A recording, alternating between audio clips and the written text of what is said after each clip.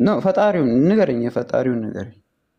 ፈጣሪ አሁን ፈጣሪ ስንል ብዙ አይነት ፈጣሪ አለ። ለምሳሌ ሰው የሆነ ሞባይል ቢፈጥር ያ ሞባይል ከዛ በፊት ካልነበረ ያ ሞባይል ፍጡር ነው። የዛ ሞባይል ክሬተር ደግሞ ሰውየው ነው። ስለ ዩኒቨርስ እኮ እሱን ነው የምልህ። አስገኝ አሁን በመጀመሪያ ተስማማና ፍጡር እንዳለ አመንካ ነው። ፍጡርነት እየነገርከኝ እኮ ነው። አመንክ ሳይሆን ፍጡርን ዲፋይን አደረኩ። የፈጣሪውን አትሪቢዩት ንገረኝ። አትሪቢዩት ምናምን አሁን እሱን ሁሉ ነገር ተውና አንዴ እንስማማ። መጀመሪያ ፍጡር ላይ ሳንግባባ ስለ ፈጣሪ አንሄድም። አሁን እናንተ ቆይ አንዴ ሮቢ ያረ ካላዳመጥክማ በምን እንግባባለን? አሁን እኔ ፍጡር ምንድን ነው ላልከው ነገር የኔን ዲፋይን አድርጌልሃለሁ አይደል? አስቀምጬልሃለሁ። ኦኬ። ስለዚህ አንተ በዚህ ዲፋይን መሰረት አለ ነው የለም ነው የምትል ፍጡር አልስማማም። አሁን ባልከው ዲፋይን መሰረት አንተ ካልነበረበት የሚመጣ ነገር ሁሉ ፍጡር ነው እያልከኝ ነው። እኔ ከመወለዴ በፊት አባቴ ስፐርሙስ ሳይሆን በሌላ ፎርሙስ ነበርኩኝ። ሮቤል ስላንተ እንመጣለን። እኔ እያወራሁ ያለሁት አሁን ፍጡር ስለሚባለው ነገር ነው እያወራሁ። አሁን መጀመሪያ ፍጡር ምንድነው ፈጣሪ ምንድነው የሚለው ማለት እኮ ፈጣሪ ያስፈልጓል። ኧረ ፒኬ በእናትህ እሱን እንመጣለን፣ ችግር የለውም። ስለዚህ ጊዜ የሚቀድመው ነገር በሙሉ ፍጡር ነው ብያለሁ። አንተ በዚህ ተስማማለህ ወይስ አትስማማም? ጊዜ ይቅደመው አይቅደመው ምንድነው ማረጋገጫ እኮ ነው። ጊዜ የቀደመው የምትለው ዩኒቨርስን ጊዜ ቀድሞታል ነው አይደል የምትለው? ስለ ዩኒቨርስ አላወራሁም እንዴ አንተ ሰውዬ፣ ግን ጤነኛ ነህ? ፍጡር አይደል እንደ ዩኒቨርስ እኮ እኔ ስለ ዩኒቨርስ አላወራሁም፣ ስለ አንተ አላወራሁም። እኔ ፍጡር የሚለውን ነገር ብቻ ነው ዲፋይን እያደረግኩልህ ያለሁት። ኦኬ ፍጡር የሚባለው በእኔ እይታ እንደዚህ ነው እያልኩኝ አንተ ልታወራ ትችላለህ። እኔ አሁን ፍጡር የምለው አልኩ። ፍጡር የምለው ምንም ነገር ይሁን ጊዜ የሚቀድመው ነገር በሙሉ ፍጡር ነው እልሃለሁ። እሺ ቀጥል። አሁን አንተ ፍጡር የሚባለውን ነገር ትቀበላለህ ወይስ አትቀበልም?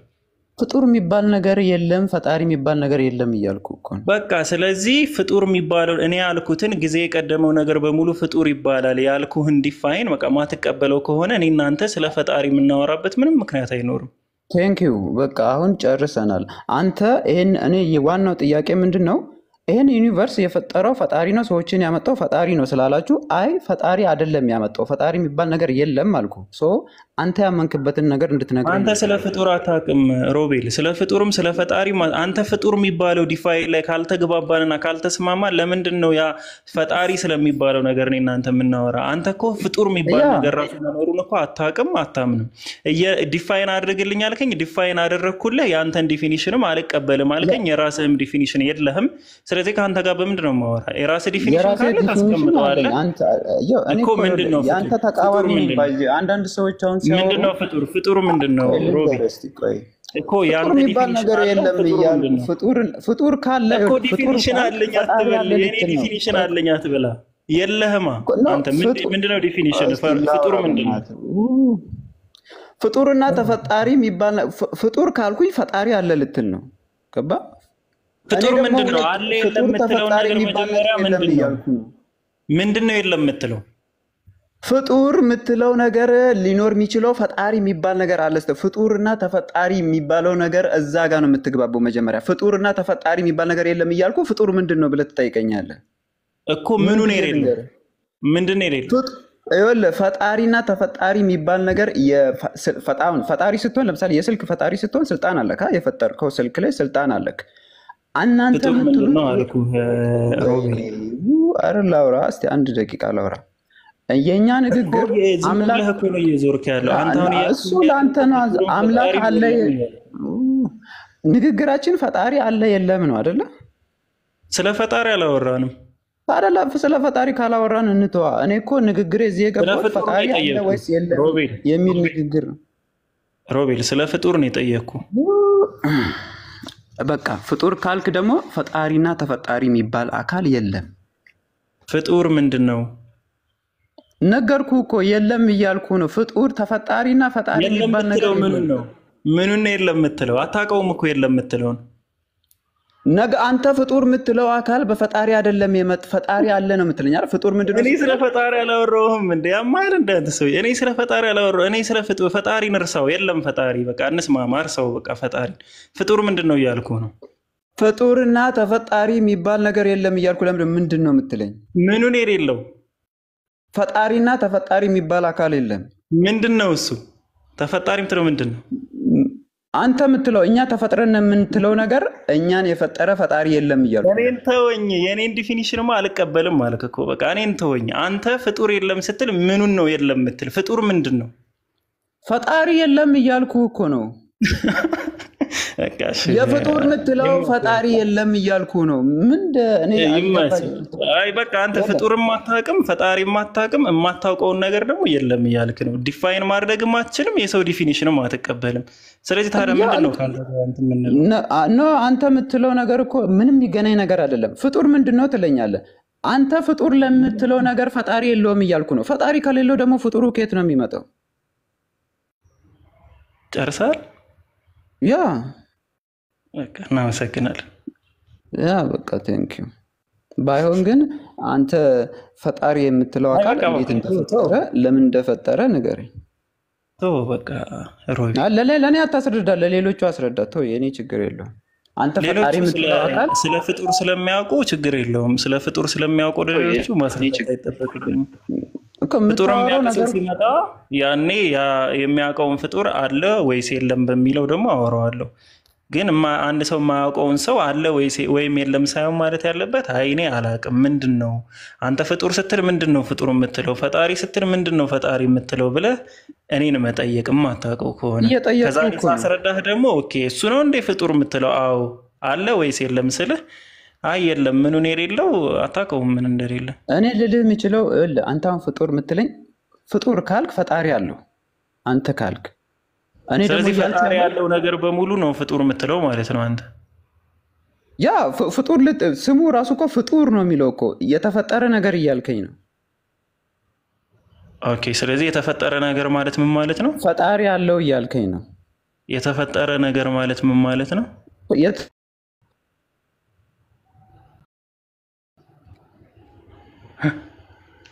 ሮቤል የተፈጠረ ማለት እኮ የተፈጠረ እኮ ግልጽ እኮ ነው። የተፈጠረ ማለት በሆነ አካል የተፈጠረ ለዚህ ለተፈጠረው ነገር ፈጣሪ ያለው በማን ተፈጠረ ሳይሆን አንድ ነገር የተፈጠረ ነው የምንለው በምን ምክንያት ነው? ምንድን ነው የተፈጠረ ነው ማለት? የተፈጠረ ማለት እኮ ቃሉ ራሱ እኮ ግልጽ እኮ ነው። ለምን እንደሚጠ የተፈጠረ በፈጣሪ ለዛ ለተፈጠረው ነገር ፈጣሪ ሊኖረው ግድ ይሆናል። አንድ ነገር የተፈጠረ ነው የምትለው በምን ምክንያት ነው? ጠረኗ በሆነ አካል ከተፈጠረ በሌላ አካል እኮ ካልነበረበት ወደ ነበረበት ሲመጣ ጊዜ ሲቀድመው ነው። ያ እኮ ታዲያ የፍጡር ዲፊኒሽን ያንተን አልቀበልም ያልከው በምን ምክንያት ነው? ፈጣሪ ስለሌለው። አሁን እኮ የፍጡሩን ዲፊኒሽን እኮ አሁን እኮ ነገርከኝ ራስህ እኮ። አንተ የተፈጠረ ነገር ምንድን ነው ስትለኝ የተፈጠረ ነገር ማለት አንድ ፈጣሪ የሚያስፈልገው ያንን አካል የሚፈጥር አካል መኖር አለበት አልኩ። ያ ፈጣሪ ደግሞ የለም እያልኩ ነው እኔ። አንተ አለ ካልከኝ እስቲ ንገረኝ። ስለዚህ ፈጣሪም ፍጡሩም የለም ነው። ፈጣሪ ተፈጣሪ የሚባል ቋንቋው ራሱ የለም። ፈጣሪ ፍጡሩም የለም ካልከኝ እኛ ፍጡር አይደለን እንደኛ የለንም እንደ ልትለኝ ነው። እንደዛ ፈጣሪም ተፈጣሪ የሚባል ነገር አንድ ሀለቃ የለም። በቃ ተው አንተ ራስህ እየጠየቅህ ራስህን ነው እየመለስክ ያለው። እና ስለማቅ እኮ ነው ብዙ ጊዜ ከአንተ ጋርም ያ አንተ ግን ባይሆን ሮቢ አምላክ አለ ስትል ፈጣሪ አለ ስትል መኖሩን ንገረኝ እያልኩ ነው እኮ። መጀመሪያ በፈጣሪና በፍጡር ዲፊኒሽን ላይ ስንግባባ ያኔ ያንን ነገር ወይ አለ እንላለን ወይ የለም እንላለን። ፍጡር ማለት በጊዜ የሚቀደም ነገር በሙሉ ፍጡር። ሰላም አለይኩም ነበረበት ጊዜ ያለው። ወአለይኩም ሰላም ወራህመቱላሂ ወበረካቱ። ሰላም አለይኩም ወራህመቱላሂ ወበረካቱ። ወአለይኩም ሰላም ወራህመቱላሂ ወበረካቱ። ረመልሱት ይልጅ መልሱት። አሁን የተናገረው ልጅ መልሱት። ኡስታዝ ዛት ማች ነሰሰሪ አይደለም እንዲህ ኢንቴሌክቹዋል ነገር አይደለም ወሬው። ከዚህ በፊት እኔ ብዙ ጊዜ የግብግብ ነገር ብቻ ከሆነ አያስፈልግም። ወላኪን በማስረጃ ላይ የተንተራሰና ስርዓት ባለው መልኩ ዓለማችን ላይ አሁን ባለንበት ተወያይተን በተጨባጮች እያመንን ሙሰለማት العقل የሚባሉ ነገሮች አሉ። ማለት ማንኛውም ሰው የሚግባባበት የሚስማማበት ነጥቦች አሉ። እነሱን እየካደ ማይሄድ ከሆነ ኦኬ ችግር የለውም። ወላኪን እነሱን የማይቀበል ከሆነ ጊዜ መፍጀት ነው የሚሆነው፣ መተው ነው የሚሻለው። እሺ ሙአዝ አንተ ጋር ላውራ መሞከር ትችላለህ ኡስታዝ። እነዚህ ፖይንቶቹን መሞከር ስለ እኔ ከአንድም ሁለቴ ማውርቻለሁ። በእርግጥ ኢቭን ምግብ ሳልበላ መኖር እችላለሁ ብሎ ድርቅ ብሎ ሲሞግተኝ ራሱ አስታውሳለሁና ምግብ ሳልበላ መኖር እችላለሁ ነው ልድገምልህ ያልከው? አረ አንዳንድ ጊዜ ምግብ ሳልበላ እንዴት በምንድን ነው የምኖረው? እሱ አይደል የገረመኝ። እኔ እንደዚህ ራሱ ትሞግተኝ ክፈተው። እኔ አሁን ተራ በቃ ተው። አሁን አንተ ያልከውን ቃላቶች እንዲህ ከሆነ ሐሜት አንተ ያልከውን ቆይ ሮቤል አሁንም አጨቅጭቀኝ። እኔ አሁን ካንተ ጋር እንትን ለማለት አይደለም ለመከራከር አይደለም የመጣው። አይ ሐሜት እንዳይሆንብህ ብዬ ነው። ሐሜት ወንድሜ አንተ በሌለበት ታላቁ አብርሃም የሚባለው ሐሜት የሚባለው የእናንተ ንግግር እንዳላቋርጥባችሁ ቆይ ሮቤል ምግብ ሳልበላ መኖር እችላለሁ ያለ ሰው ነው አልኩ። ይሄ ደግሞ ቀጠፋ ነው የሚባለው ከሐሜት ደግመዋለሁ። ሰላም ወራህመቱላሂ ወበረካቱሁ። እንዳላቋርጣችሁ የምታወሩ ነገር ካላችሁ ብታወሩ የተሻለ ነው። ቀጥሉሽ ቀጥሉ። እኔ ጋር ያውራ እንደሄልሽ እንዴት ነህ ሮቤል? እሺ አቡሚያ እንዴት ነህ? ሰላም ነው አለሁ ደህና ነኝ። እኔ አሁን የገባኸውን አታስረዳን እና እናውራበት። እኔ እናንተ እናውራ። እኔ የገባሁበት ምክንያትን ሐሜት ምንድን ነው? ሐሜት ትላለህ። ሐሜት የሚባል ነገር አለ እንዴ ባንተ?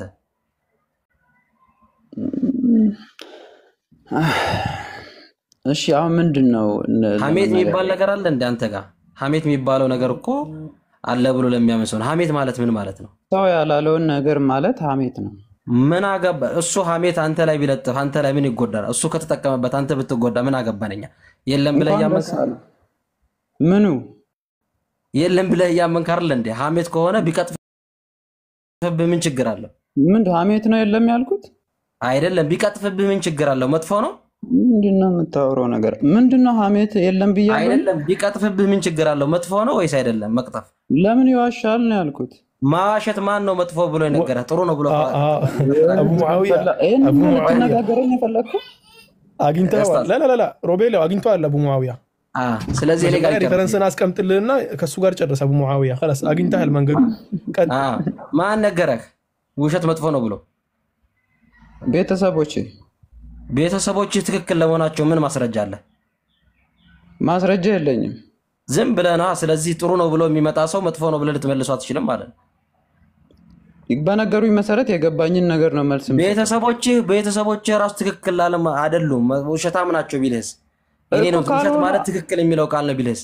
አንድ ሰው ይመጣና ውሸት ማለት ትክክል ነው ቢልህስ? ካልሆነ አይሁኑ። አሁን ጥያቄክ ምንድን ነው? ስለዚህ ውሸት የሚባል ነገር የለም። እውነትና ውሸት የሚባል ነገር የለም። ውሸት የሚባል ነገር አለ፣ እውነት የሚባል ነገር አለ። እኔ ለምሳሌ ያልተናገርኩት ነገር ማን ነው ይሄን የነገረህ? እውነትና ውሸት ብሎ የነገረህ መናገር እኮ አያስፈልግም አይደለም። ሮቤል እናትና አባትህ ውሸታም ላለመሆናቸው ምን ማስረጃ አለ? እውነት የተነገርከው እውነት ከሆኑስ? የራሴ መመዘኛ ልኝል። እኔ ያልተናገርኩት ምንድነው መመዘኛ? ምን እስሚዝ የተናገረው ነገር ነው እኔ የተናገርኩት እውነት ቢሆንስ ምትለኝ? አይደለም ውሸት ነው አልክ። ውሸት መሆኑን ማን ነገረህ አልክ? ማን ነገረህ? እናትና አባትህ። አንዴ እንደማመጥ ውሸት የሚባል ነገር አለ አልኩ። ለሱ እውነት አንተ የምትለው ውሸትና እውነት የሚባሉ ነገራቶች ማን ነገረህ? ይሄ ውሸት ነው ስለ እናትና አባትህ አልከኝ። እናትና አባትህ ትክክል ለመሆኑ ማን ነገረህ? ለእናትና አባትህ የምታወራው ነገር ራሱ ምን እንደሆነ እኔ አልገባኝም። እውነት ለምን ካለ አውሩኝ። እንደዚህ ነው የሚወራት። ቆይ አትዳደር። ምንድን ነው የሚያገናኘው? እውነቴን ነው አልገባኝም። ተረጋጋ። ስለዚህ እውነትና ውሸት የሚባል ነገር የለም ማለት ነው። ቆይ አንድ ጊዜ በእናትህ አንድ የህፃን አናርገው ንግግሩን። የህፃን አይደለም። ህፃን ለመሆኑስ ማስረጃ አለ? በቃ ሌላ ሰው አለ የሚያወራኝ። ሌላ ሰው አለ ማለት لا አቡ ሙአዊያ እኔ አንድ ነገር ልንገረው አቡ ሙአዊያ በደንብ ነገሩን አግኝተዋል። خلاص ባረከላሁ ፊክ ሮቤል። ስማኝ ሮቤል፣ ያልገባህ አንድ ነገር አለ ወንድሜ ሮቤል። እሺ አንተ የገባህን ንገረኝ። የገባኝን ልንገርህ ወንድሜ አቡ ሙአዊያ። ካንተ ጋር እያወራ ያለው ነገር 100% ትክክል ነው። ምክንያቱም አንተ እያወራህ ያለህበት ሎጂክ አንዳችም የሰው ልጅ የሚግባባበትን ሪፈረንስ የሚባሉትን ነገሮች በአጠቃላይ አጥፍተህ ሪፈረንሶችን እየተሟገትክ ነው ያለኸው። ማን ነው እንትን ያለው? ኬን ነው እንትን ያለው? ማስረጃ ምንድነው በሚል ማለት ነው። አቡ ሙዓዊያ የሚያመጣው ይሄንን ነው። ያንተን መንገድ ነው የተከተለው። ምንም አዲስ ነገር አላመጣም። ክርስቲያን ብትሆን በመጽሐፍ ቅዱስ ነበር የሚያወራክ። ሙስሊም ብትሆን በቁርአን ነበር የሚያወራህ፣ በሐዲስ ነበር የሚያወራህ። አንተ ደግሞ ሙስሊም አይደለህ፣ ክርስቲያን አይደለህ። የአምላክ መኖር ሁላ የምትከራከርና ስትከራከር ደግሞ ያለ አንዳች ማስረጃ የምትከራከር ስለሆነና በመሰለኝ የምትከራከር ስለሆነ አንተ ነው የሚመጣው። ለአምላክ መኖር ማስረጃ ምን መሰለክ? ላላላ ማስረጃ ከኔ ቢመጣ ልትቀበል አይደለማ። ምክንያቱም የኔና ያንተ ሪፈረንስ አንድ ሊሆን አይችልም። ለሌላ ነገር አቡ ሙዓዊያም እዚህ ጋር ያመጣልክ እኮ አንተም እኮ አሁን እያወራ ያለው ነገር በአጠቃላይ ሐሜቱን ብትል ውሸቱን ብትል እውነቱን ብትል ወንድሜ አቡ ሙዓዊያ እንዳለው ነው። ምንም ሪፈረንስ የለም። خلاص አምላክ ከሌለ አንዳች ሪፈረንስ የሚባል ነገር የለም። አምላክ ከሌለ አምላክ የለም ብለህ የምታምን ከሆነ ለምን ሪፈረንስ ማለት ነው? መጀመሪያ ሲጀመር ሪፈረንስ ማለት ነው። ቆይ በእናትህ ወደ ሌላ ነገር አይደለም።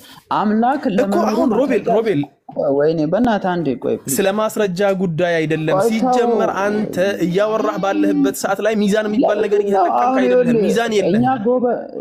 እኛ ጥሩ ነን ጎበዝ ነን ለማለት ከሆነ ችግር የለውም። እዚህ ውስጥ ያሉት ሁሉ የእናንተ ደጋፊ ናቸው። አትጨነቅ ለሱ። አሁን አንድ ላውራ ቆይ እስቲ ሚታርጋ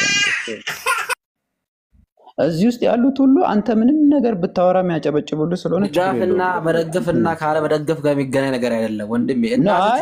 ምናልባት በቃ እኛ ጀግና አይደለም። እኛ ስለ ድጋፍ ምን አገባን? እኛ ምን አገባን? አንተ እኮ ጥያቄ መጠየቅ የለብህም። አንተ የምትጠይቀን ያለ እናትህ እውነተኛ ለመሆኗ ምንድን ነው ማስረጃክ? ምንድን ነው ማስረጃቸው? እናትህ እውነተኛ ነች ለማለትህ አባትህ ለመሆኑ ማስረጃ የለህም። እናቴ እውነተኛ ለመሆኗ ከፈለኩ ዲኤንኤ ያለኝ ከፈለኩ ደግሞ እኔ በዚህ ዘመን ስለተወለድኩ አይደለም። እናትህ ውሸት የሚባል ነገር አለ ብላ ስትነግርህ እናትህ ውሸተኛ ላለመሆኗ ምንድን ነው ማስረጃክ? አንድ ሰው የሚነግረኝ አለ፣ የአምላክን መኖር የሚነግረኝ ሰው አለ። እኔ ስለዛ አልገባሁም፣ ስለ አምላክ አልገባሁም። እናትህ ውሸታም የኛ ጥያቄ እሱ ነው። የኔ ጥያቄ እሱ ነው። አሁን ስለ ሕፃን አለ የለም ሰው አይደለም። ቆይ አንተኛ ደግሞ ጥያቄ እዚህ ጋር እንስማማ። የፈጠረ አምላክ አለ ወይ ነው የኔ ጥያቄ። ችግር የለውም። እናትህ ውሸተኛ ለመሆኑን ካስረዳኸኝ እኔ አምላክ መሆኑን አስረዳለሁ። እናትህ ውሸተኛ ላለመሆኗ ምንድን ነው ማስረዳት? እናቴ ውሸተኛ መሆኗን ማስረዳት ካልቻልኩ አንተ አምላክን ማስረዳት አትችልም?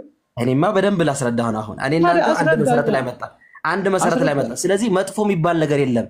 አምላክ ከሌለ አንዴ ያተረማመጣ። ሁለተኛ ጥያቄ ልጠይቅህ። አንተ እናትህን ትገናኛታለህ?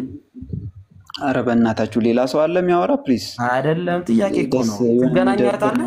እየመለስክለት ሮቤል፣ እየመለስክለት ምንድን ነው የሚደብረው? አንተ አባትህን ትገናኘዋለህ? ኧረ ችግር እኔም አምላኬ ስለከለከለኝ አልገናኝ። አንተ ትገናኛለህ? አልገናኝም። ለምን? ስለማልፈልግ። ለምን? ማን ከለከለ? ስለማልፈልግ። አለመፈለግ እኮ በቃ አለመፈለግ። ማን ከለከለ? ማንም አይከልክለኝ፣ አልፈልግም። መጥፎ አይደለም ግን ሌላ ሰው ልገናኝ ቢል ይችላል። ነገርኩ እኮ እኔ አልፈልግም ነው ጥያቄ ከራሱ የሆነ በጣም ሌላ ሰው ለምሳሌ እንዳንተ አይነት ቴስት እናቴ መገናኘት አምላክ አለ ወይ ማስረጃ ስጠኝ ስል ከእናት ጋር ትገናኛለህ የሚል አይነት የሆነ ደባሪ ጥያቄ እንዴት ትጠይቅ? ደባሪ አይደለም እኮ ለሌላ ሰው ጥሩ ሊሆን ይችላል። አንተ ደባሪ እንድትል ያደረገ ማን ነው? ነገርኩ አንተ የአንተን አምላክ ለኔ ልታስረዳኝ ትችላለህ ወይስ አትችልም? አይ ትገናኛለህ ከትገናኘው እቺ ብቻ ነገር ስንቴ ልመልስልህ? አልገናኝም አልኩ። እሺ ሌላ ሰው ልገናኝ ቢልስ አይችላል? ይችላል ሌላ ሰው ከፈለገ። እኔ ምን አገባኝ? ግን የሚከለክለው ነገር የለም። የሚከለክል አለ እንዴ? አንተ እስከ እናትህ ጋር ልገናኝ ብትል የሚከለክል እኔ አምላክ አለ ብዬ ስለማመን አምላክ ስላለ ገባኝ። ቁርአኑ ነው የምትለው አይደለ? እኔ አምላክ ስላለኝ እኔ ጋድ ኤግዚስት አድርጓል ብዬ ስለማመን። እሺ አምላክ ስላለህ ነው። አምላክ ከሌለ ነው። አንዴ ልጨርሳ ጠይቀኝ፣ አልጨርስ። አምላክ ከሌለ አንዴ ሮቤል አንዴ አድምጥ፣ ጠይቀኝ ልበልስ።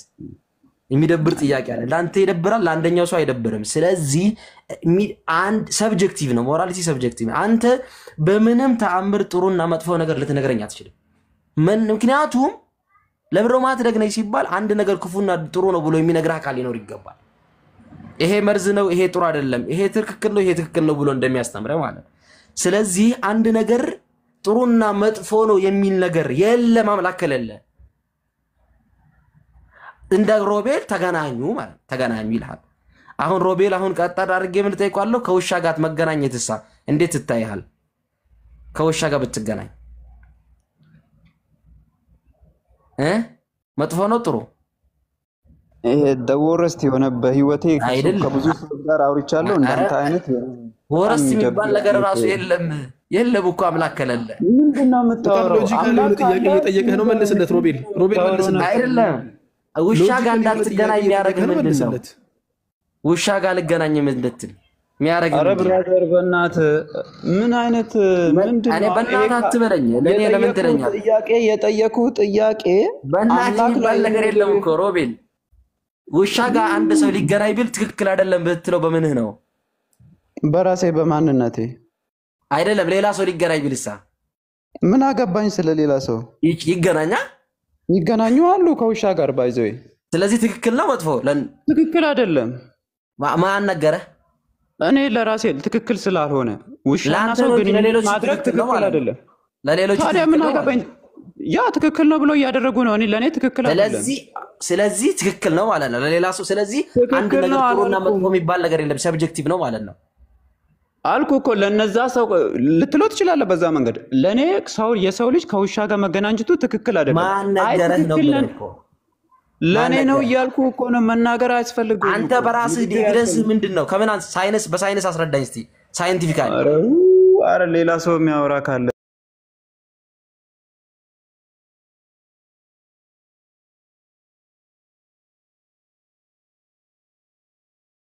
ይወስዳቸው ነበር ወንድሞቻችንም። ምክንያቱም እነሱ በማስረጃ ሊሄዱበት ነበር። በማስረጃ ሳይሆን በሪፈረንስ ጥያቄ ነው በቃ የምትጨርሰው ጉዳይ። ባረከላሁ ፊክ ጀዛከላሁ ኸይር። አስገቡት ያልኩትም ይሄን ነገር ለማሳየት ነው፣ ሪፈረንስ እንደሌለው ማለት ነው። ለምን መሰላችሁ እንደዚህ አይነት ጥያቄ ምን ጊዜም አይ ለምን ትሰርበኛለህ ይላል። መስለብ መጥፎ መሆኑን ማን ነገረክ ስትለው የነገረው አካል የለም በራሴ ይላል። በቃ በራሴ ምንም መጥፎ የሚባል ነገር የለም፣ ጥሩ የሚባል ነገር የለም። ስለዚህ ሰው የፈለገውን ማድረግ ይችላል ስትል ለአንደኛው ጥሩ ነው መግደል፣ ለአንደኛው ጥሩ ነው፣ ለአንደኛው መጥፎ ነው ማለት። ስለዚህ አንድ ሰው 1 ቢሊዮን ሰው ቢጨርስ ደስ ይለዋል ማለት ነው። ለሱ ደስ ካለው መብቱ ነው ሊልህ ነው። ከዛ በኋላ ደግሞ ሰው መግደል መጥፎ ነው ይላል። ሃይምኛ ጋር ይመጣና እንዲህ ፍትሃዊነት አይደለም ይላል። ማን ነገረክ? ማን ነገረክ? ስና ማስረጃ የለም። ስለዚህ 1 ቢሊዮን ሰው ቢጨፈጭፍ አንድ ሰው መብቱ ነው፣ እሱ ደስ ካለው ያርግ ነው የሚለው። ስለዚህ መጥፎ መሆኑን አታስረዳም። መጥፎና ጥሩ የሚባል ነገር የለም። መጥፎና ጥሩ የሚባለው ነገር ከሌለ ለዚህ ነው እኛ ጥሩ ነገር የሚያሳየን መጥፎ ነገር የሚከለክለን ጥሩና መጥፎ ብሎ የለየን አምላክ አለን ብለን የምናምነው። እንደዛ ካልሆነ ሰብጀክቲቭ ነው። አረም አንድ ሰው አይኖርም። አንዳንድ ሰው ደስ ይለዋል፣ አንዳንዱ ሰው በገጀራ ሰው መግደል ደስ ይለዋል። እኔ ደስ አንተን ደስ ካለ አርግ። ከዛኛን የሚከሱን በምንድነው? በፍትሃዊነት ጉዳይ አያስኬድምና። ስለዚህ አንድ ነገር መጥፎ ብሎ ማስረዳት በሳይንስ አታስረዳኝም። አንድ ነገር መጥፎ ነው ብሎ በሳይንስ ሊያስረዳ የሚችል አንድ ሰው የለም። አንድ ነገር ጥሩ ነው ብሎ በሳይንቲፊካሊ እኔ ያላየሁትን አላምንም ሲባል አንተ እናትህ እንደዚህ አይነት ጥያቄ ስትጠየቅ እኔ አሁን እምነት ያለኝ ሰው ነኝና እንደዚህ አይነት ጥያቄ የሚጠይቀው እናንተ በሄዳችሁበት መንገድ ሊሄድ ስለፈለኩ። ስለዚህ አንድ ሰው በሳይንስ ነው ማምነው ብሎ በሳይንስ ካመነ አንድ ነገር ጥሩና መጥፎ ሊሆን አይችልም። ሰው መግደል መጥፎ ሊሆን አይችልም። አንዳንድ ሰው መስረቅ መጥፎ ሊሆን አይችልም።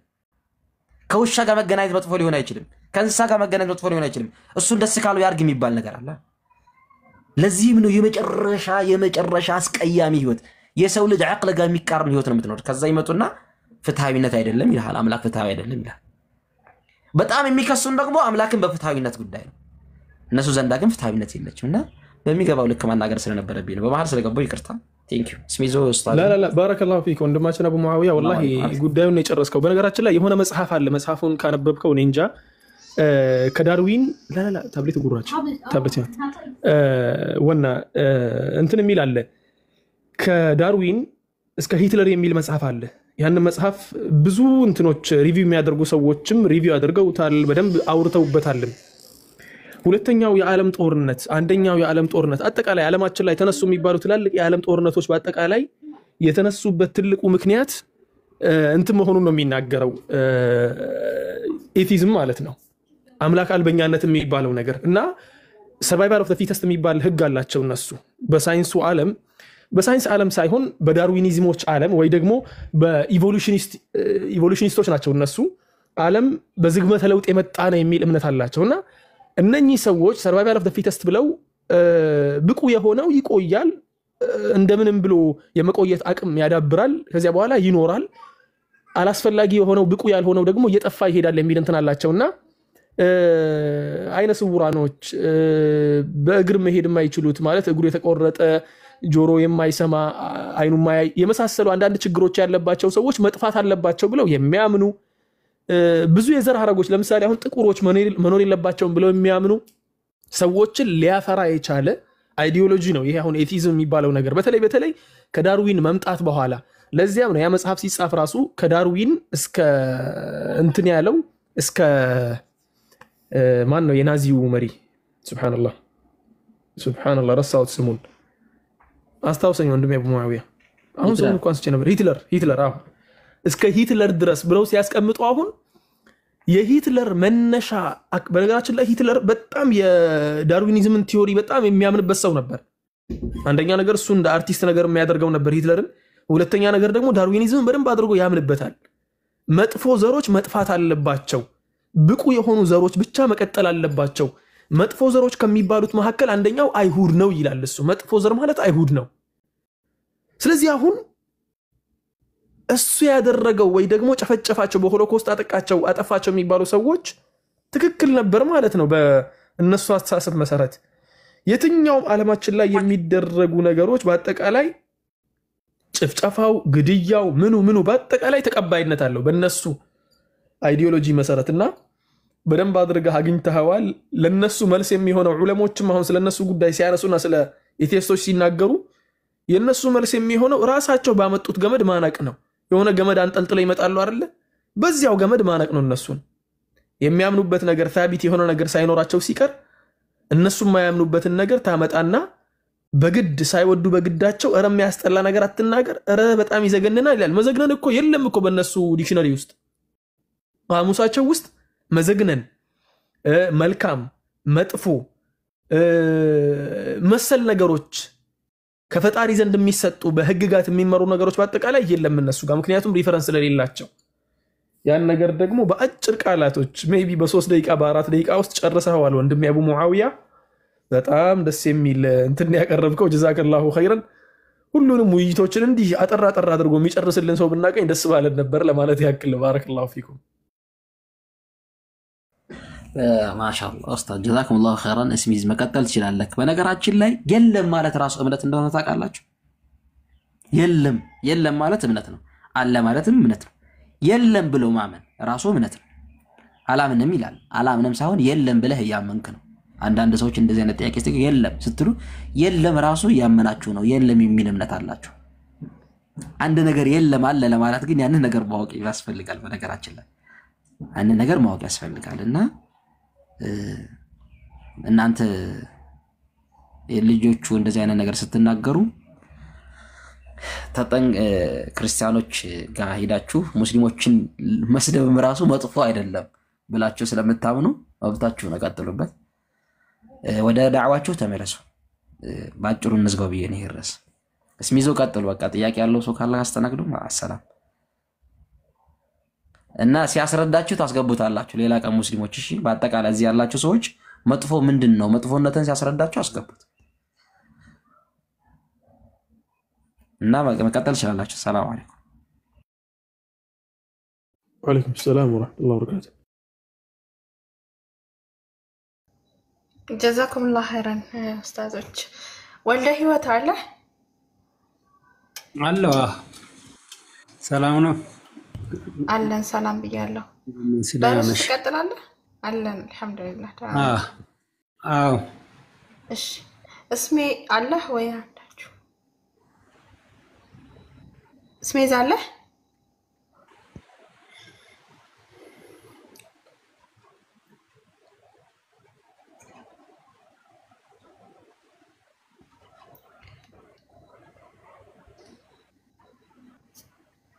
እሺ እስሜ እስከሚመጣ ማስረጃ ማምጣት ትችላለህ? ኡስታዝ ትቀጥላለህ? ያለ አይመስለኝም። ሜይቢ እስቲ ከአንድ ሰው ጋር እንትን ማለት እችላለሁ። በኋላ እንትን እንዳይል ጊዜው እኛ ጋር ሄዷል። አሁን ሰዓቱ ሜይቢ 11 ሰዓት ከ49 ነው የሚለው። እኩለ ሌሊት ለመሆን 10 ደቂቃ ብቻ ነው የሚቀረን። ጥቂት ደቂቃ ብቻ መቀመጥ እችላለሁ፣ ችግር የለውም ኢንሻአላሁ ተዓላ። መጠየቅ የምትፈልገው ነገር ካለ ከኢስላም ጋር ተያይዞ መጠየቅ ይቻላል። ከኢስላም ጋር ተያይዞ ጥያቄ ካለ ደግሞ ጥያቄውን ከመለስኩ በኋላ ያው ኢንሻአላህ እኔም ከናንተ የሆነ ነገር እጠይቃለሁ ከክርስትናው እምነት። ጥሩ። ከዚህም በፊት አንስቼ ነበር አንድ ጥያቄ በተለይ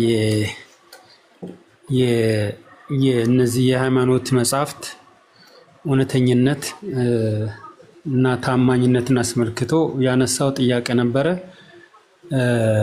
የቁርአን የአላህ ቃል ለመሆኑ ነብዩ መሐመድ በተናገሩት የአላህ ቃል ነው ተብሎ ተቀባይነት አግኝቷል። ስለዚህ ያ አንድ ሰው የተናገረው ከአንድ ሰው የተሰማው መልእክት የወረደው መልእክት ምን ያክል አሳማኝነቱ ወይም ታማኝነቱ ምን ያክል ነው የሚለውን ጥያቄ ከዚህም በፊት አንስቼ ነበረ። እሱ ላይ ሲያነሳ ወደ ሌሎች አርስት ነው ዳይቨርት ተደረገው በወቅቱና አሁን ይሄን ጥያቄ ነው ማነሳው። ጥያቄውን እስቲ በደንብ አድርገህ አስቀምጥልኝ፣ ምክንያቱም መልስ ለመመለስ እንዲመቸኝ። ጥያቄው ምንድነው? የቁርአን የአላህ ቃል ከእግዚአብሔር የተላከ መልእክት ለመሆኑ ማረጋገጫው ምንድነው ወይም መስፈርቱ ምንድነው ለማለት ነው። ኦኬ፣ ማረጋገጫው ምንድነው ለሚለው ከስር መሰረቱ ማረጋገጫ የሚባለውና ማስረጃዎች የሚባሉት ነገሮች በአጠቃላይ ሊመጡ የሚችሉት ከራሱ ከመጽሐፉ ነው። ከአላህ Subhanahu Wa Ta'ala ከመጣ ቃል ነው የሚመጣው።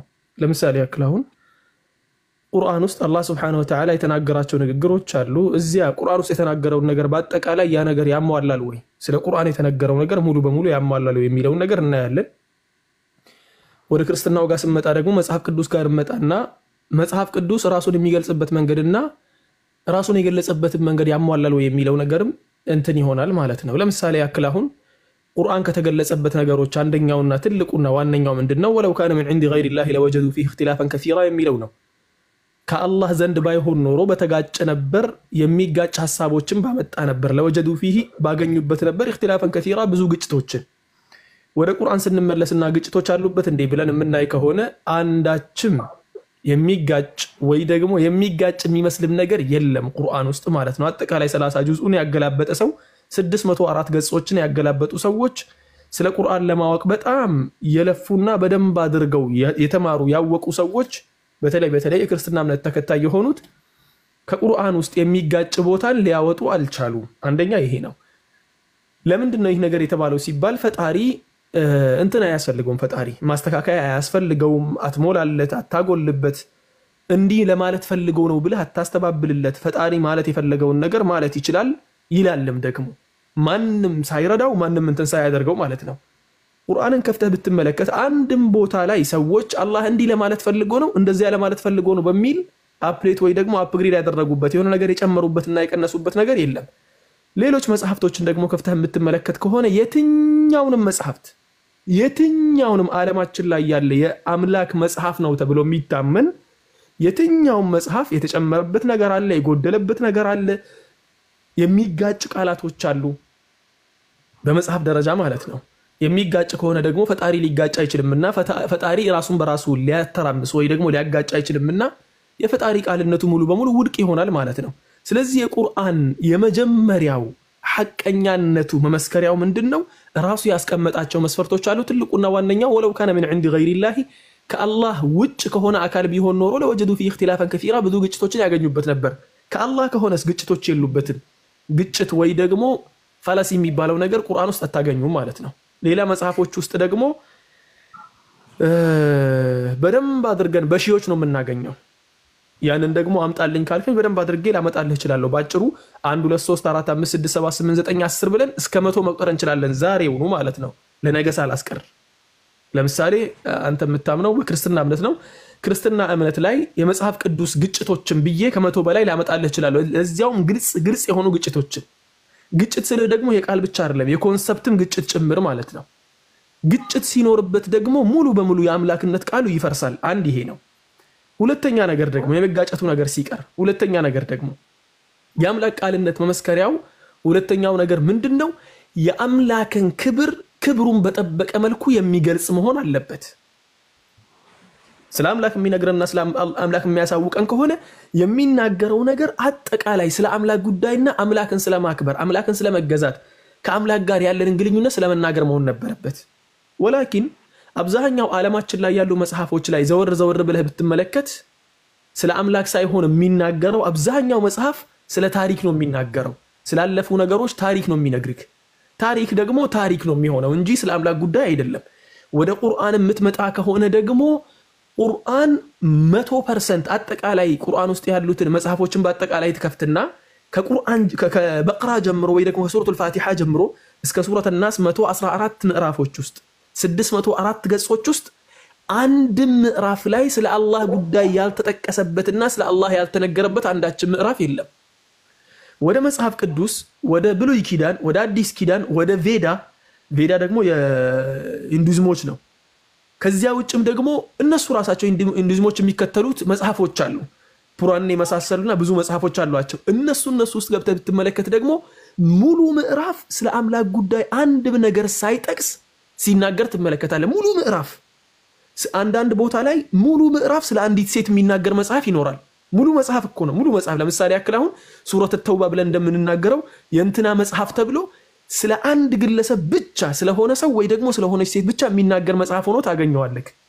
ቁርአን ላይ ደግሞ እንደዚህ አይደለም ምክንያቱም ስለ ሰው ታሪኮች ሊናገር ሳይሆን ቁርአን የመጣው የሰዎችን ልጅ ከአላህ ጋር ሊያስተሳስር ባሮችን ከፈጣሪያቸው ጋር ሊያስተሳስር ስለመጣ ሁለተኛ ይሄ ነው ሶስተኛ ነገር ደግሞ ቁርአን ውስጥ የሚቀመጠው ነገር አላህ Subhanahu Wa Ta'ala ሲናገር ወለቀድ የሰርና القرآن للذكر فهل من مدكر ይላል ቁርአንን ስናወርደው በደንብ አድርገን አቅልለን ያወረድነው አቅልለን ማለቱ ለዚክሪን ያለው አላህን እንዲያስታውሱበት ቀለል አድርገን ያወረድነው የአምላክ ቃል የሚባለው አምላክ መጽሐፉን ሲልክ ወይ ደግሞ ሃይማኖቱን እምነቱ ወደ ሰዎች ልጅ ሲልክ የሰዎች ልጅ እንዲድኑበት የሰው ልጆች እንዲድኑበት እንጂ እንዲጠፉበት አይደለም የሚልከው እንዲድኑበት ከተላከ ደግሞ የሚድኑበት ትልቁና ዋነኛው መንገድ ምንድነው ከቅለቱ ነው ቀለል ከማለቱ ነው ከአእምሮ ጋር ባለመጋጨቱ ሰዎች በአጠቃላይ ሊረዱት በመቻላቸው ሌላ ተጨማሪ የሆነ የአእምሮ ስፋት ኢንተለጀንስ አያስፈልግም የሰው ልጅ ኖርማል የሆነ ሰው ሊረዳው የሚችለው ኮንሰፕት መሆን አለበት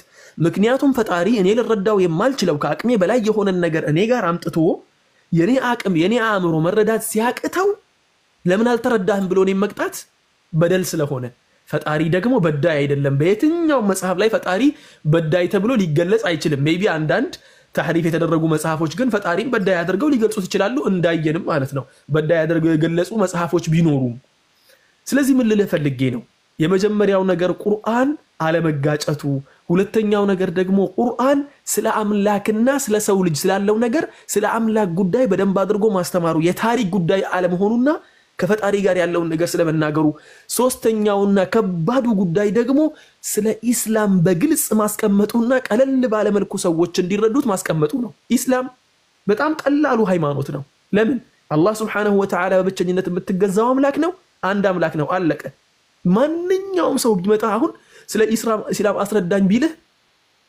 ወደ ፍልስፍናው ዓለም አትገባለትም ለምንድን ነው ማትገባው ወደ ፍልስፍናው ዓለም የፍልስፍና ነገር አይደለም ጉዳዩ የፈጣሪ ጉዳይ እንጂ የፍልስፍና ነገር አይደለም ቁጭ አድርገው ፈጣሪ አንድ ነው የፈጠረን ያስገኘን አምላክ አንድ ብቻ አምላክ ነው እሱን ተገዛ አለቀ በቃ خلاص ኮንሰፕቱ በጣም ቀላል ነው ማንንም የተማረው ያልተማረው ትልቁም ትንሹም ይረዳል ግን ሃይማኖቱ ውስብስብ ከሆነ ግን ያን ነገር ወይ ከአምላክ ዘንድ አልመጣም ምክንያቱም የሰዎች ልጅ ሊድኑበት ሳይሆን ሊቀጡበት ነው ማለት እኮ ነው በተወሳሰበ ቁጥር ሰዎች ሊያምኑበት ሳይሆን ግራ ሊጋቡበት ስለሆነ ማለት ነው ይሄን ያለው እነኚህ ትላልቅ ሶስት ነጥቦች አሉ ከዚህ ውጭም በጣም ብዙ ነጥቦች ይኖራሉ ወላኪን እነኚህ ትላልቅ ነጥቦች ቁርአንን ከየትኛው መጽሐፍ በተለየ መልኩ ግልጽና ጽድት ያለ አምላክ መጽሐፍ መሆኑን የሚገልጹ ናቸው ለማለት ያክል ነው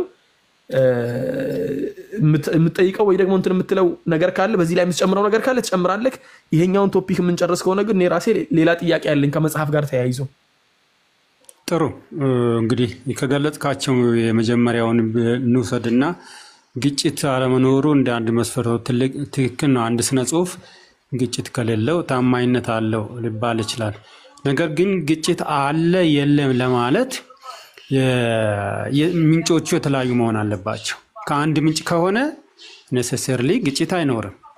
የተለያዩ ምንጮች ከሆኑ የተለያዩ የመረጃ ምንጮች፣ የተለያዩ መልእክት ተቀባዮች፣ የተለያዩ ተናጋሪዎች በተለያዩ ወቅቶች በተለያዩ አካባቢዎች የተነገረ ነገር ከሆነ እሱ ነው ግጭት የሚለው ቃል በመሰረቱ በዴፊኒሽን የሚሰራው እሱ ነው። ይሄን እኮ አንድ ሰው ነው ሰማሁ ያለው፣ አንድ ሰው ነው ተቀበልኩ ያለው፣ አንድ ሰው ነው የተናገረው። የአንድ ሰው ንግግር እኮ ነው የተጻፈው። ስለዚህ አንድ ሰው የተናገረው ነገር ይጋጫል አይጋጭም የሚለው የግጭቱ መስፈርት ራሱ እንዴት ብሎ ሊቀርብ ይችላል? ምክንያቱም ተናጋሪ አንድ ነው። አንድ ሰው የተናገረው ነገር ራሱን በራሱ ተጋጨ አልተጋጨ የሚለው ምን አይነት ሴንስ ይሰጣል የሚለውን የመጀመሪያው መስፈርት ሴንስ የሚሰጠው ይህ አንድ ግለሰብ ብላ አሁን እዚህ ጋር የጠቀስክልኝ ነብዩ ሰለላሁ ዐለይሂ ወሰለም 23 ዓመታት ነው። ይህ ነገር ለ23 ዓመታት ነበር እሳቸው ላይ የተወረደው የአላህ ቃል ማለት ነው። 23 ዓመታትን የሰው ልጅ ሰውን ሊዋሽ አይችልም በምንም ታምር። 23 ዓመታት በውሸት ሳይያዝበት ሊቀጥፍ አይችልም 23 ዓመታትን። አንድ ይሄ ነው። ሁለተኛ ነገር ደግሞ በዚያ ጊዜ የተነገሩ በዚያ ጊዜ የነበሩ ሰዎች ስህተት ብለው የተቀበሉት ማለትም ስህተት ነው ይሄ ተቀባይነት የለውም ብለው ሊያስዋሹ የሞከሩት ነጥቦች ነበሩ። ለምሳሌ ያክል አሁን አላህ Subhanahu Wa Ta'ala ቁርአን ላይ ሲናገር مرج البحرين يلتقيان بينهما برزخ لا يبغيان ብሎ ቁርአን ላይ ሲናገር ሁለት ባህሮች ላይገናኙ ጎን ለጎን ይሄዳሉ ብሎ ተናገረ። ሁለታቸው ግን አይቀላቀሉም ብሎ ተናገረ። በዚያ ጊዜ ነብዩ ሰለላሁ ዐለይሂ ወሰለም የባህር አካባቢ ላይ አልነበሩም። እሳቸው አካባቢ የነበረው ባህር የማይቀላቀል ባህር አልነበረም። እሳቸው ባህር ላይ አልተሳፈሩም። ስለ ባህር አንዳች የሚያውቁት ዕውቀት የለም። እንዲሁም እሳቸው የሚያውቁት ስለ በረሃ ነው። ምክንያቱም መካ ላይ ተወልደው ስላደጉ ከእሳቸው ጋር የነበሩ ሰዎችን በአጠቃላይ የሚያውቁት መካንና መሰል አካባቢዎችን እስከ ሻም ድረስ ያለውን ነው። እነኚህ የማይቀላቀሉ ባህሮችን ስለማያውቁ ሙሐመድ ስለምንድን ነው የሚናገረው የሚለው ነገር ውስጣቸው ነበር።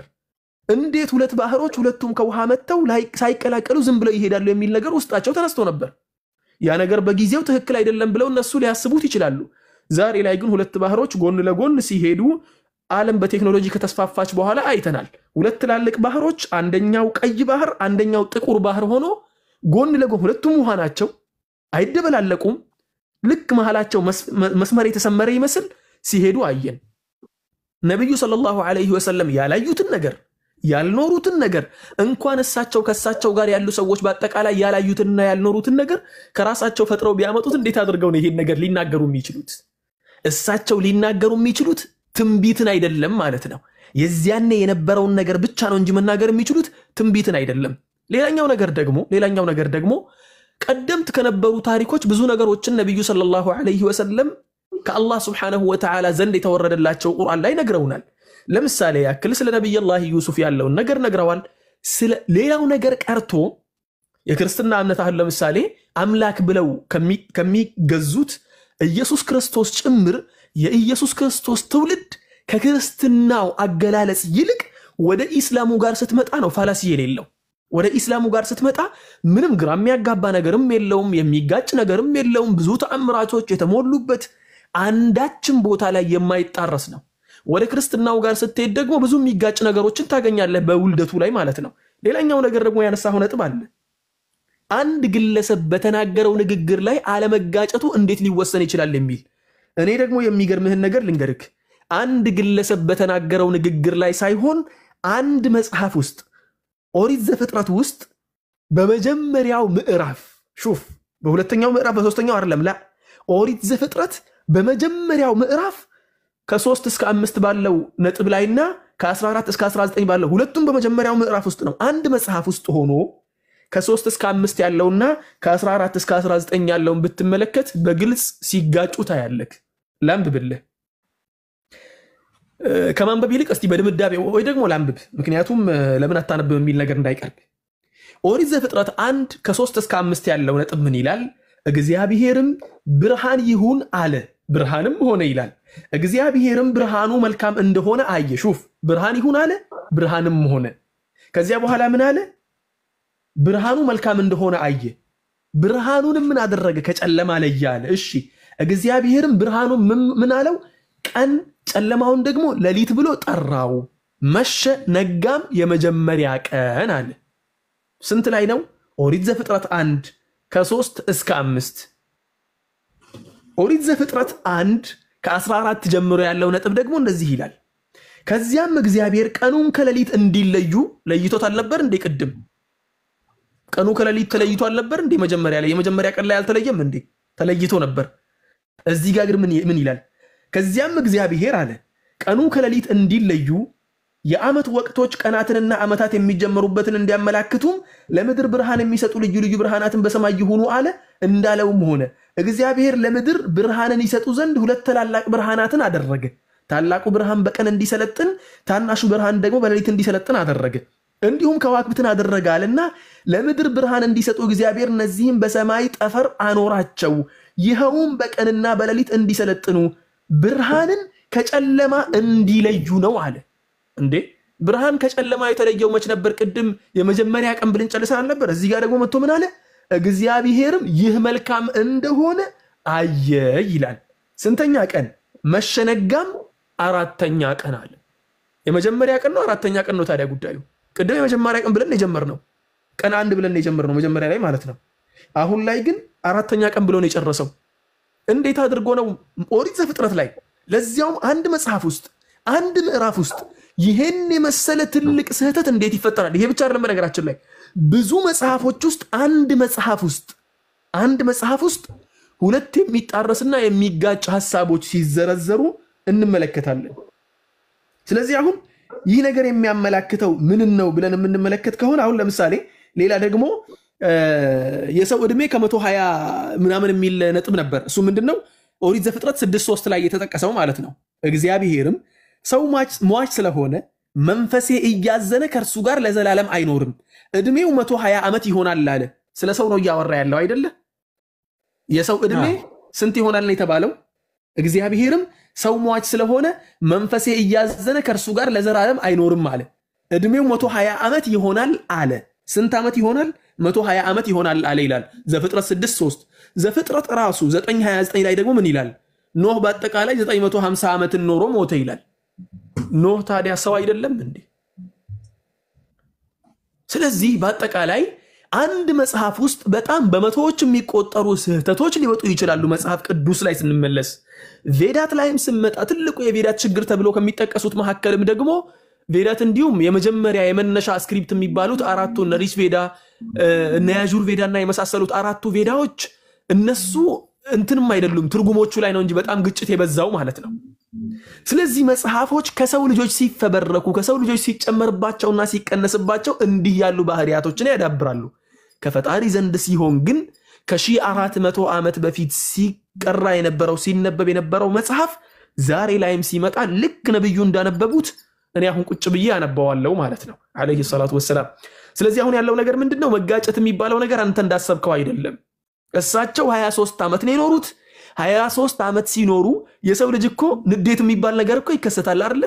ቁርአኑ ከራሳቸው ሲሆን ሲናደዱ የፈለጉትን ነገር ይናገሩና በረድ ሲልላቸው ደግሞ ያን እየቀየሩ እንትን ሲሉ ደግሞ የሆነ ነገር ይሉና እንትን ሲሉ ደግሞ እየቀየሩ ይሄዳሉ። ወላኪን ቁርአን ላይ የመጣውን ነገር በአጠቃላይ ስትመለከት አንዳንድ ቦታዎች ላይ እሳቸው ያልፈለጉት ንግግር ሁላ ሲከሰትበት ታያለ። ለምሳሌ ያክል አሁን ነብዩ ሰለላሁ ዐለይሂ ወሰለም አላህ የሆነ ቦታ ላይ ይናገራቸዋል።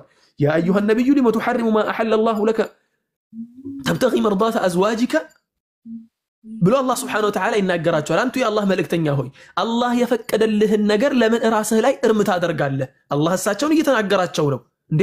አላህ እንዲህ ብሎ ተናገረኝ ብለው እሳቸው ስለ ራሳቸው መናገር ነበረባቸው እንዴ? ራሳቸው ይደብቁ ነበር እኮ አይደለ እንዴ?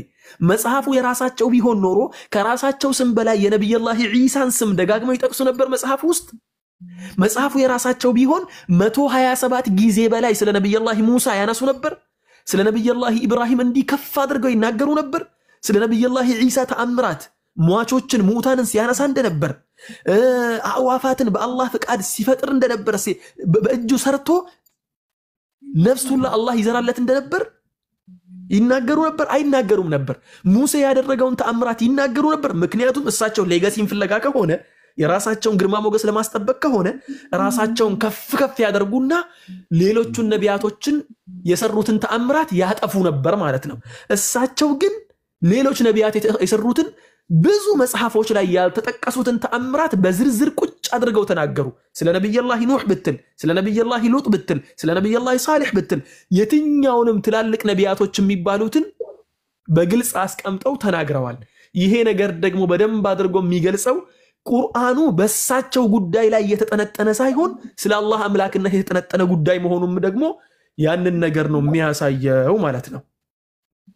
ስለዚህ ወልድ ህይወት ይህ ነገር ተመልሶልሃል ማለትም ጉዳዩ 23 ዓመት ሙሉ ሄዶ ስህተት አለመኖሩ ከዚያ ጊዜ እስከ ዛሬ ድረስ አንድ ወቲራ ላይ አንድ ሁኔታ ላይ መቆየቱ ከዚያ ውጭ ደግሞ አንድ መጽሐፍ ውስጥ 2 እና 3 ስህተቶችን ከመጽሐፍ ቅዱስ እያወጣን ቁርአን ላይ ደግሞ 114 ምዕራፍ ላይ አንድ ስህተት የሚጋጭ ነገር አውጡ ሲባል መጥፋቱ ምን ይሰጣል ይህ ነገር? ጥሩ አንዱ ለግጭት እንደ መስፈርት ያቀረብከው ነገር ጥሩ ነው። በተለይ በአንድ ወቅት ሳይሆን በ23 ዓመታት ውስጥ የተናገሩት ነገር እርስ በራሱ ይስማማል፣ አይጋጭም። በ23 ዓመት በረጅም ጊዜ መካከል የተናገሩት ነገር ይስማማል የሚለው ይሄ ከግጭት አንፃር ለማየት አንድ መስፈርት ሊሆን ይችላል። እሱ ጥሩ ነው። በዋናነት ግን አሁን ምናልባት ከምጽአት ግጭትን አስመልክቶ ያነሳው ነገር አለ። አሁን እሱ ላይ እኔ አስተያየት ወደ መስጠት ወደ ምላሽ ከሄድኩ ነገሩ እንግዲህ የቁርአንን ታማኝነት ላይ የተነሳው ጥያቄ ወዴት ይዞራል ማለት ነው? ወደ መጽሐፍ ቅዱስ ይዞራል ማለት ነው። እሱንም ምናልባት ወደ ኋላ እኔ እጠይቃለሁ ስላልክ ሲጠይቀኝ እሱ ላይ አስተያየት ልሰጥ ይችላል። በረጅም ጊዜ በ23 ዓመት መሃል የተናገሩን ነገር ተመሳሰለ ማለት አልተጋጨም። ስለዚህ ታማኝነት አለው የሚለው እንደ አንድ መስፈርት ቀርቧል። ከአርጉመንት አንፃር እሱ ጥሩ አርጉመንት ነው የሚሆነው።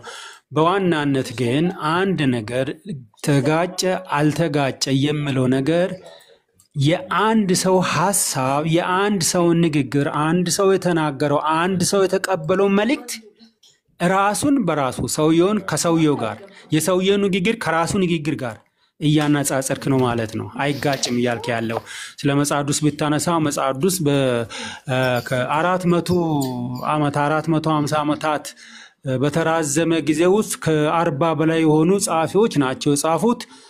ያ ጽሁፍ እንዴት እስማማል የሚለው አንተ ቅድም ተጋጨ ብለህ ያቀረብከውም ላይ ቅድም እንዳልከው ወደ አለማጣበታለሁ እንደ ተጋጨ ወይም ደግሞ ምኑ ነው እንዴት ነው ተስማማ የሚለውን በማየት ኮንሲስተንሲ ያለው እርስ በራሱ አይጋጭ የሚለው እንደ መስፈርት ነው የሚቀመጠው። ስለዚህ አንድ ሰው የተናገረው ነገር አንድ ሰው ተቀበል ያ ሰው ተሳስቶስ ቢሆን ኖሮ ያ ሰው በሌላ ስሜትስ ቢሆን ኖሮ ያ ሰው ከአምላክ ያልተቀበለውን ተቀብያለሁ ብሎስ ቢሆን ኖሮ ምንም ሌላ ጎንዮሽ ሶስተኛ አራተኛ የለም፣ ሁለተኛ የለም። መጽሐፍ ቅዱስ ግን ምስክር በሶስት ይጸናል ነው የሚለው። ይሄ አንድ ነው። ሁለተኛ አይጋጭም ላልከው ለምሳሌ አንድ ቦታ አላህ ሰውን ከጭቃ ፈጠር ነው ይላል። ሌላ ቦታ ደግሞ ከረጋ ደም ፈጠር ነው ይላል። ሌላ ቦታ ደግሞ እንደዚሁ ከሌላ ፈጠር ነው ይላል። አንድ ቦታ ከገማ ጭቃ ነው ሰውን ፈጠር ነው ይላል። ሌላ ደግሞ ከረጋ ደም ነው ፈጠር ነው ይላል። ሌላ ቦታ ደግሞ ከውሃ ነው የፈጠር ነው ይላል። ስለዚህ አሁን ከውሃ ነው ሰው የተፈጠረው፣ ከገማ ጭቃ ነው ሰው የተፈጠረው፣ ከረጋ ደም ነው ሰው የተፈጠረው። ይሄስ እንዴት ነው የግጭት መስፈርት ላይሆን የሚችለው? ልመልስ። ወልድ ህይወት ልመልስ። ጨርሰሃል? አዎ ጨርሼ ነው ያቆምኩት። እሺ አመሰግናለሁ። መልካም። በዚህ አሁን ባነሳው ነጥብ ላይ የሆነ ወገናችን ጠይቆ ነበር ካንተ በፊት የዛሬ 2 ዓመት መሰለኝ ጥያቄውን ጠይቋል። ጥያቄውን በግልጽ አስቀምጬለታለሁ መልሱም ማለት ነው። ለዚያውም በ6 ቪዲዮ ውስጥ ነበር የሰራሁለት። ያንን ቪዲዮ ለሰፋ መረጃ ወይ ደግሞ ትንተና ተመልሰ ልታየው ትችላለህ። ኢቭን መልሱ በጣም በቂ መልስ ስለሆነ ያ ወገናችን ቪዲዮውን ሁላ አጥፍቶታል። ጥያቄ የጠየቀበትን ቪዲዮ ሁላ አንስቷል። ያ ቪዲዮ በጣም ቫይራል ወጥቶ ነበር በዚያ ጊዜ ማለት ነው። ቁርአን አይጋጭም ትላላችሁ በሚል ጥያቄ አንስቶ መልስ ሰጥቼው ነበር።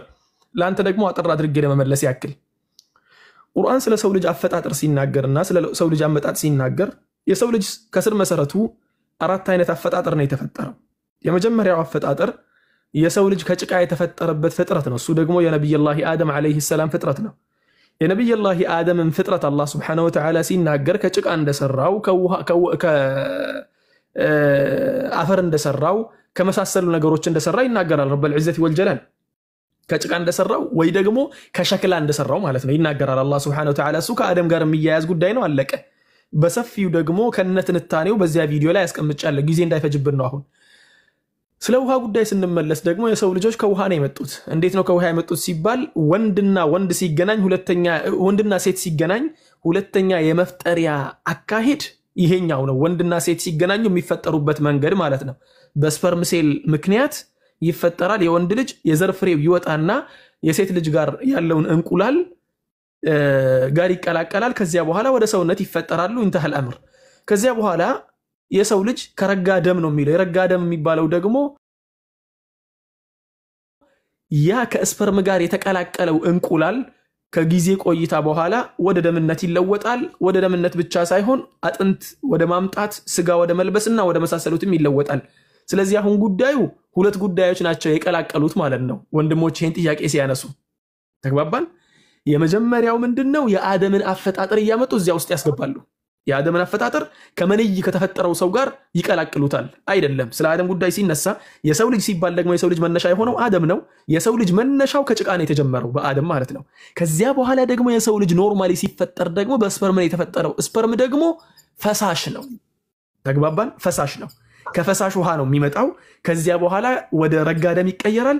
ከዚያ በኋላ እያለ من مضغة معلقة وغير معلقة لنبين لكم ونقر في الأرحام ما نشاء إلى أجل مسمى يلا الله سبحانه وتعالى يقتلال። ስለዚህ ይሄ ሁለት አይነት አፈጣጠር፣ አንደኛው የአደም አፈጣጠር፣ ሁለተኛው ደግሞ የኛ ኖርማሉ አፈጣጠር ነው። የኛ ኖርማል አፈጣጠር ደግሞ ፕሮሰሱን ነው የተናገረው። የሆነ የሚገርም ነጥብ ደግሞ ላንሳለ በዚህ ጉዳይ ላይ እንዴው ካወጣው አይቀር ማለት ነው። ወልድ ካወጣው አይቀር በደንብ አድርገህ ስማኝ ይሄን ነጥብ። ዓለማችን ላይ ካሉ መጽሐፎች መካከል ይሄን ደግሞ በየትኛው